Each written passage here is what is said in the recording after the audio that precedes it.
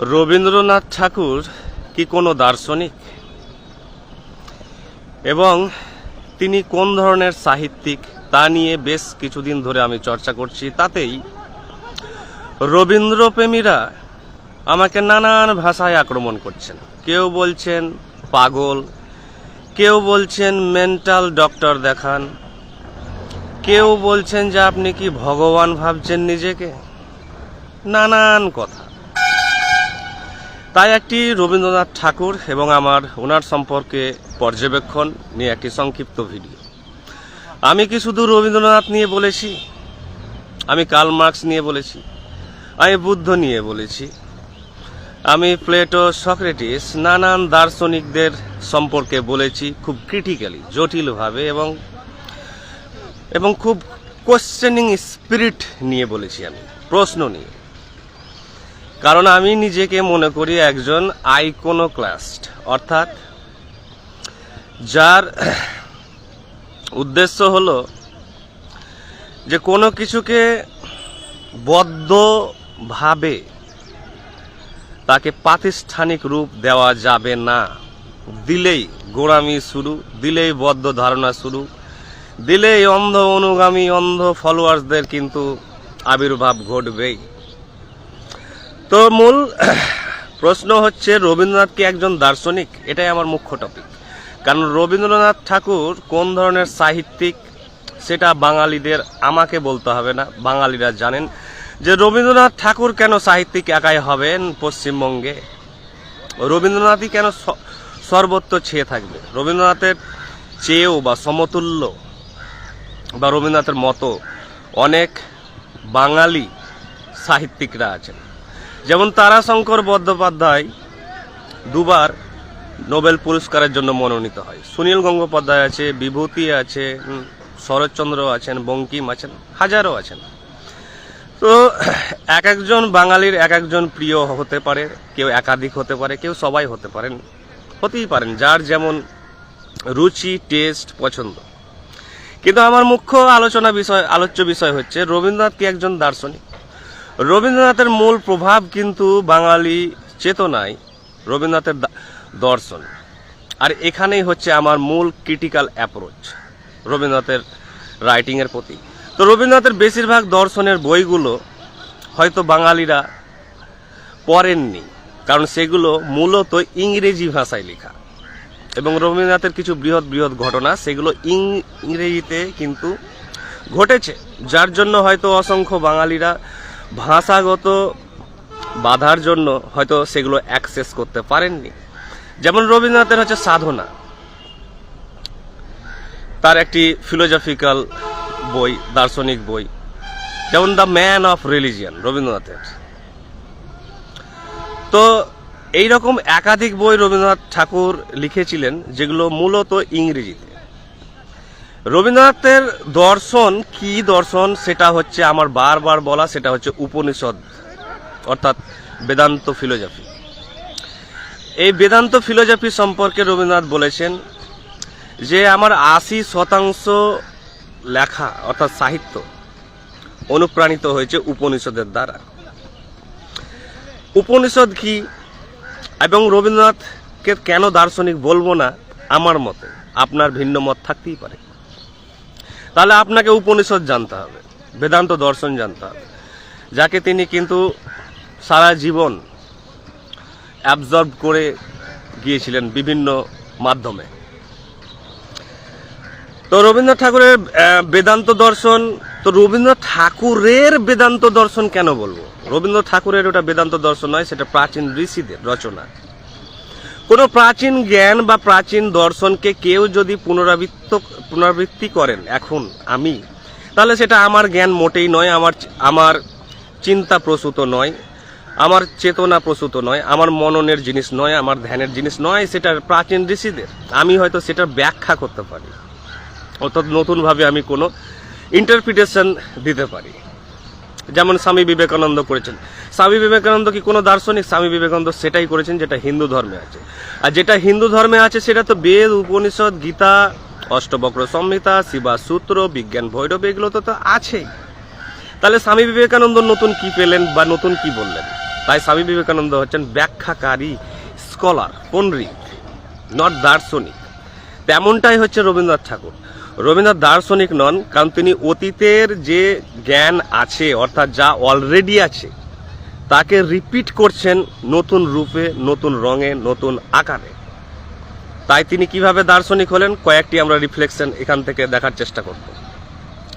আপনাকে তার জন্য জানতে হবে রবীন্দ্রনাথ ঠাকুরের সাথে দার্শনিক এবং গণিতজ্ঞ এবং নোবেল পুরস্কার প্রাপ্ত সাহিত্যিক বার্টন রাসেলের সাথে যে সাক্ষাৎটি হয়েছিল, যখন বার্টন রাসেল লিখেছিলেন দ্য এসেন্স অফ রিলিজিয়ান, তখন রবীন্দ্রনাথ ঠাকুর কিন্তু তার সাথে দেখা করতে গিয়েছিলেন বিদেশে, এবং তাদের মধ্যে একটি বাক্যালাপ সংলাপ হয়।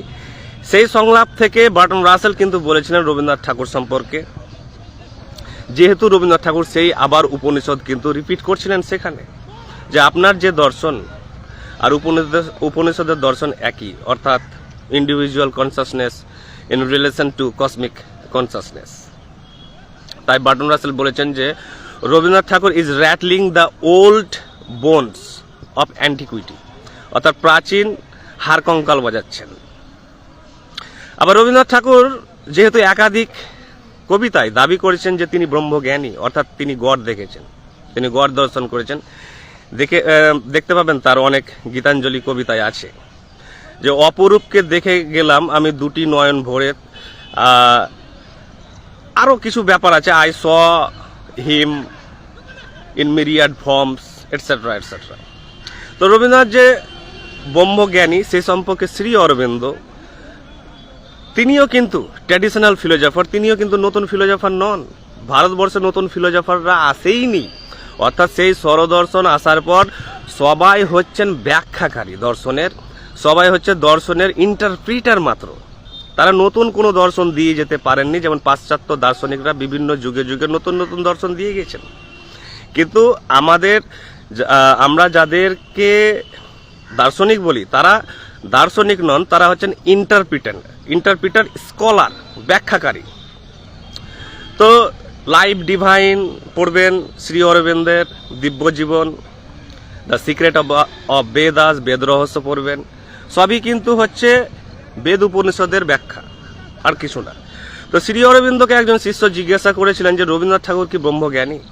তিনি বলেছিলেন যে রবীন্দ্রনাথ ঠাকুরের ব্রহ্মজ্ঞান নিছক কল্পনা প্রসূত, অর্থাৎ এ ফিগমেন্ট অফ ইমাজিনেশন, অর্থাৎ মনের কল্পনা, তিনি কোনো ব্রহ্ম পাননি। তো রবীন্দ্রনাথ ঠাকুরের সাথে আরেকটি কালজয়ী যেটা বলা হয়, বেশ বিরল একটি সাক্ষাৎ হয়েছিল স্যার আইনস্টাইনের সাথে বার্লিনে। সেখানে স্যার আইনস্টাইনের সাথে রবীন্দ্রনাথ ঠাকুরের মেটাফিজিক্স নিয়ে আলোচনা হয়। সেই মেটাফিজিক্সগুলো কি আপনারা পড়েছেন? আপনি কি বার্টন রাসেলের সাথে রবীন্দ্রনাথ ঠাকুরের এই সাক্ষাৎগুলো পড়েছেন, বা আপনি কি মনন করেছেন, গভীরভাবে ধ্যান করেছেন, অন্বেষণ করেছেন? না করেই আপনি কি রবীন্দ্রনাথের সাধনা বা দ্য ম্যান অফ রিলিজিয়ান থেকে শুরু করে হাজারো ইংলিশ রাইটিংস আছে, সেগুলো পড়েছেন? রবীন্দ্রনাথকে দার্শনিক হিসাবে পড়েননি। তথাপি না পড়েই আমাকে বলছেন যে মেন্টাল, আমাকে বলছেন যে এই সেই উল্টা পাল্টা যা খুশি। কিন্তু আমি জানি রবীন্দ্রনাথ সম্পর্কে বেশিরভাগ পাঠকরা এই উচ্চমানের বিমূর্ত দর্শনগুলো পড়েননি। এবার রবীন্দ্রনাথের যেহেতু আমি এখানে অনেক ডিপারে যেতে পারি, এখানে 5 ঘন্টা লাগবে এই টপিকের ওপরে বলতে গেলে, কিন্তু এতটা সময় না কারো শোনার আছে, না আমার বলারও প্রয়োজন আছে মনে করি। তো একজন শিক্ষক বলছেন, হেডমাস্টার বলছেন, সবাই বলছেন যে তুমি কি ডিসব্যালেন্স হয়ে গেছো, যে রবীন্দ্রনাথ নিয়ে বলছো, তোমার ভিতরে একটা রোগ আছে, এই আছে ওই আছে, হ্যাঁ না তা না বলে আছে। কিন্তু এদেরকে আমার প্রশ্ন, এই যে হেডমাস্টাররা, টিচাররা বা আরও অনেক লোকেরা, রবীন্দ্রপ্রেমীরা, রবীন্দ্র ভক্তরা, যে আপনারা আমি যেসব রাইটিংসগুলো বললাম পড়েছেন? পড়েননি। কারণ আপনাদের আমি ফেসবুকে যারা থাকে 99% বিমূর্ত জিনিস পড়েন না। তাই ইমানুয়েল কান্ট বলেছিলেন যে ভারতীয়রা বিমূর্ত চিন্তনে অক্ষম।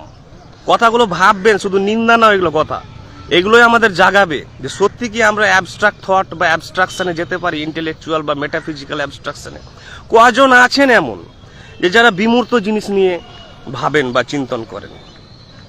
তাই রবীন্দ্রনাথ ঠাকুর বলুন, বা স্বামী বিবেকানন্দ বা শ্রী অরবিন্দ, ব্যক্তিগত আমার কোনো এজেন্ডা বা প্রোপাগান্ডা কারো বিরুদ্ধে নাই, কোনো আমার বিরক্তিও নেই তাদের মধ্যে, কিন্তু আমার হচ্ছে মেন হচ্ছে আমার জগৎ হচ্ছে ফিলোসফি অ্যান্ড সাইকোলজি। এবার কেউ যদি বলেন যে রবীন্দ্রনাথ তো নতুন কোনো দর্শন পাননি, শুধু উপনিষদেরই পুনরাবৃত্ত করেছেন, তাহলে আপনি কি পেয়েছেন? আমি কি পেয়েছি সেটা আপনি যদি জানতে চান, না জেনে উল্টোপাল্টা অনেকে অনেক কমেন্ট করেছেন, তারা অবশ্যই আমার জ্ঞানের অভিশাপ বইটি পড়বেন এবং পড়বেন নীরবতা, একটি নতুন ধর্মগ্রন্থ। বই দুটি আপনি সর্বত্র পাবেন, লালমাটি প্রকাশন, কলকাতায়, কলেজ স্ট্রিট, আর অনলাইনেও পাবেন। তো না পড়লে আপনি আমার রাইটিং না জানলে আপনি কি করে বলছেন যে রবীন্দ্রনাথকে মানে একটি ভগবান বানিয়ে ফেলেছে, যে রবীন্দ্রনাথ সম্পর্কে কিছু বলা যাবে না?